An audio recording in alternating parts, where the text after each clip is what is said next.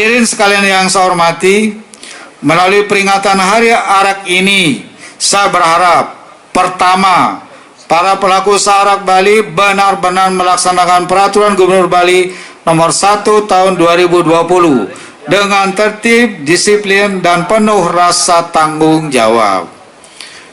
Biasanya kalau sudah berkembang akan ada peningkatan penuh kebutuhan konsumen, terjadi persaingan usaha, ya mulai ada praktek yang tidak sehat.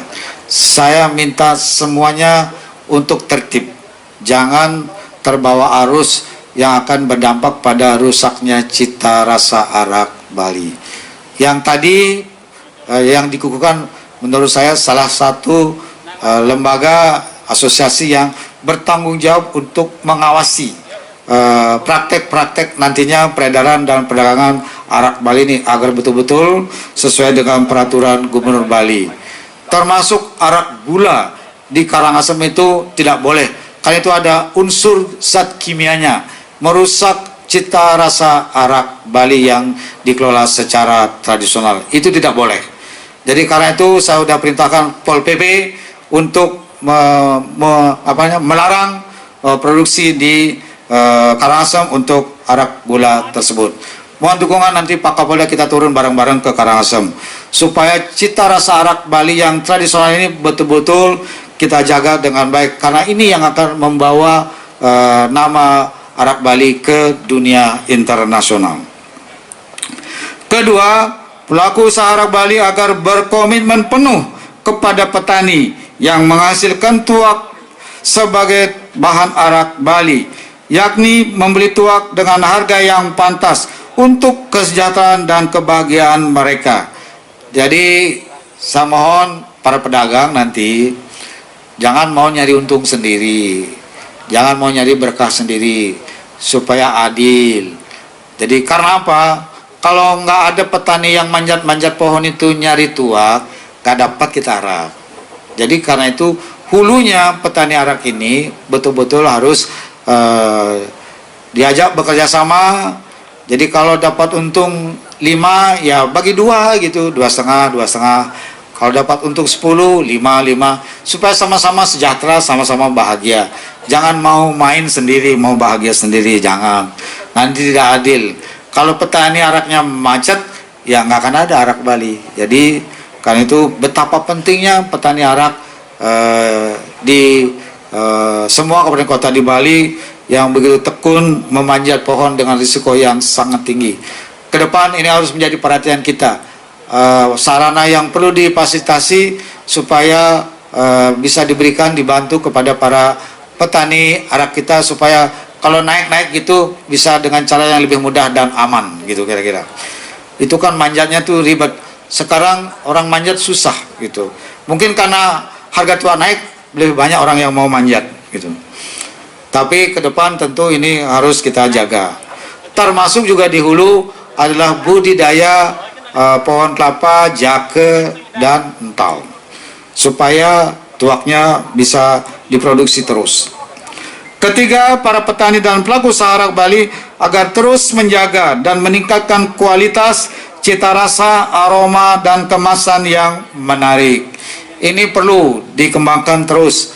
Sekarang sih sudah bagus ini, udah banyak ini, udah nggak kalah dengan saya menerima kiriman berbagai kemasan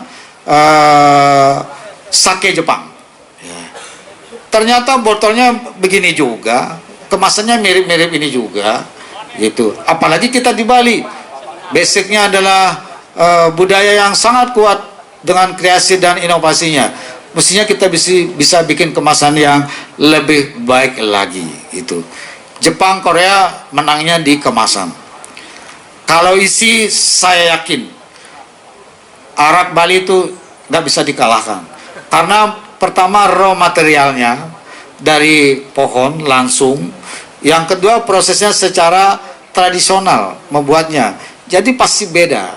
Karena itu proses tradisional yang tadi dengan bambu segala macam, itu yang sebenarnya dijadikan sebagai warisan budaya tak benda.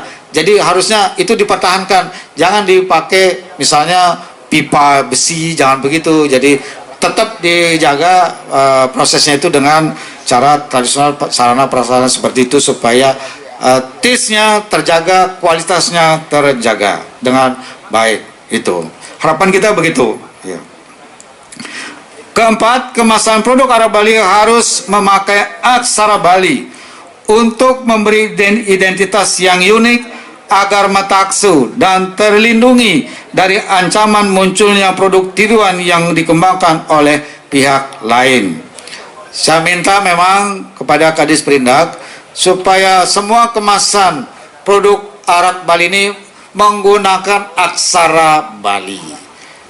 Jadi bapak-bapak semua, para perajin, para produsen, ayo tertib. Saya meminta gunakan aksara Bali karena itu unik. Begitu ada aksara Bali, lain dia, lebih tampil karakternya, lebih tampil identitasnya dia. Karena apa? Aksara Bali itu sakral. Dan dengan menempel di kemasan produk itu akan terhindar dari produk tiruan dari luar, karena di luar dia tidak bisa bikin aksara Bali itu. Jadi sangat mudah dia akan menguji ini palsu apa tidak. Sebenarnya itu tujuan saya, tapi kok ada yang nggak disiplin. Makanya kalau ada yang nggak disiplin, nggak pakai aksara Bali, nggak usah dipromosikan. Jadi kalau mau maju, ayo kita tertib, disiplin sama-sama gitu, jangan seenak gue gitu. Tujuan saya kan baik, supaya betul-betul itu tampil total karakter lokalnya. Seperti juga minuman khasnya Cina, gunakan aksara Cina.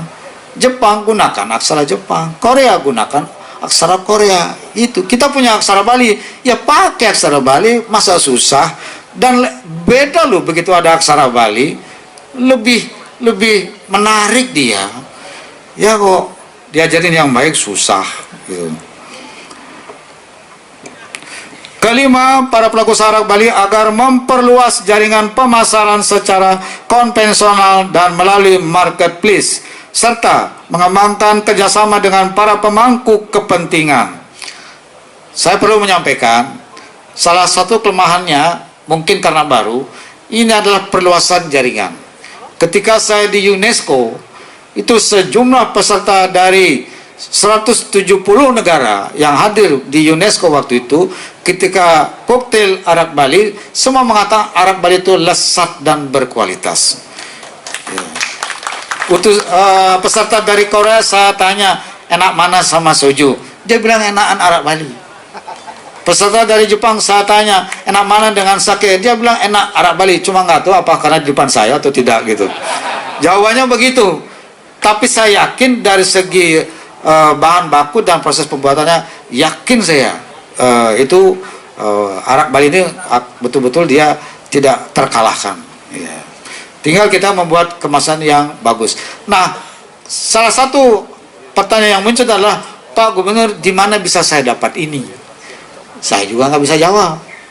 Ya, saya bilang ada di marketplace gitu aja. Apa namanya saya nggak tahu. Itu. Jadi mohon kepada para produsen ini segera memperluas jaringan usahanya di dalam maupun di luar negeri, tapi dengan tertib itu. Keenam, pelaku usaha Arab Bali agar memproduksi Arab Bali dengan mempertahankan cara pengetahuan tradisional karena telah menjadi warisan budaya tak benda Indonesia. Dilarang keras memproduksi arak gula yang merusak cita rasa arak tradisional Bali, mengganggu kesehatan dan merusak harga arak di pasar. Ini mulai terjadi. Jadi karena sudah ada peningkatan kebutuhan konsumen, pasar mulai rusak gitu. Nah, boleh gitu Pak Wakil Bupati Karangasem, tolong ini bertindak Pak, jangan biarkan itu di sana. Kumpulin aja desa adatnya, bikin awig-awig supaya dia tidak membuat arak gula, supaya dia kalau mau produksi arak, bikin dong arak yang begini, jangan membuat yang rusak. Itu yang dibawa keluar Bali, dan itu membuat cita, karena dalam waktu 2 minggu dia rusak, dia langsung masam, dan itu membahayakan kesehatan. Jadi ini tidak boleh ditolerir, jangan dibiarkan dia. Jadi kalian itu harus ada tindakan tegas untuk itu. Ketujuh, pelaku usaha pariwisata Bali harus memasarkan dan memanfaatkan produk arak Bali sesuai ikrar yang telah diucapkan secara niskala-skala untuk kesejahteraan dan kebahagiaan bersama dengan mengurangi secara drastis atau bahkan tidak memakai produk minuman beralkohol impor. Saya mohon ini para pelaku usaha pariwisata, mulailah perbanyak gunakan arak Bali. Kurangi impor, kalau perlu nggak ada impor. Ya, kita akan berikan insentif untuk hotel yang tertib menggunakan produk lokal Bali, terutama arak Bali, kendak Bali dan busana adat Bali, gitu. Ya dong, ya. Supaya kehadiran pariwisata di Bali itu membuat senyum pelaku usaha arak Bali, membuat senyum para petani tuak Bali, arak Bali. Jadi sama-sama bahagia, sama-sama sejahtera. Jangan dong cari sumber perekonomian di sini, tapi uangnya lari keluar. Itu kan tidak adil. Nah, mengapa Bali ini sangat kuat taksu alamnya yang menjadi daya tarik pariwisata? Karena masyarakat Bali seluruhnya, mulai dari pemerintah, provinsi, kabupaten, kota, sampai ke desa dan desa, itu terus melaksanakan upakara adat keagamaan. Ada pekelam, mecaru, kemudian puja wali, ngodalin, galungan, kuningan, budek kliwon, menggenep. Ya. Sehingga alam Bali ini terjaga dia, jadi daya tarik dia. Banyak orang berwisata ke Bali, hotelnya penuh. Masa ketika hotelnya penuh, yang dijual produk dari luar, yang nggak adil dong. Ya, sama-sama dong. Belilah produk lokal Bali supaya menyatu antara kehidupan pariwisata dengan kehidupan pertanian dan perekonomian yang ada di Bali ini. Semua aktivitas usaha di Bali ini kita dorong agar dapat meningkatkan nilai perekonomian masyarakat Bali, memutar ekonomi Bali secara bersama-sama. Kedelapan, menghimbau masyarakat Bali agar memanfaatkan arak Bali untuk kepentingan yang semestinya, seperti untuk sarana upacara atau upakara adat, untuk kesehatan, dan untuk kuliner. Dilarang keras minuman arak Bali yang mengakibatkan mabuk atau merusak kesehatan. Ya. Arak itu sebenarnya tidak bikin mabuk. Yang membuat mabuk itu perilaku orang. Ya. Apa saja kalau sudah minum berlebihan pasti mabuk. Nggak usah arak. Kalau minum air 1 galon mabuk juga, mungkin pingsan kali. Jadi jangan dong dikatakan saya membuat acara untuk mabuk-mabukan. Emangnya apa ini gitu. Tapi yang ngomong itu juga. Jadi terpail kira-kira 2 orang 3 orang yang kalau dibalik dari 4 tahun lalu itu juga orangnya gitu. Kira-kira sama lah. Tapi namanya juga politik, ada aja singkengken ya. Kita jalan terus ya.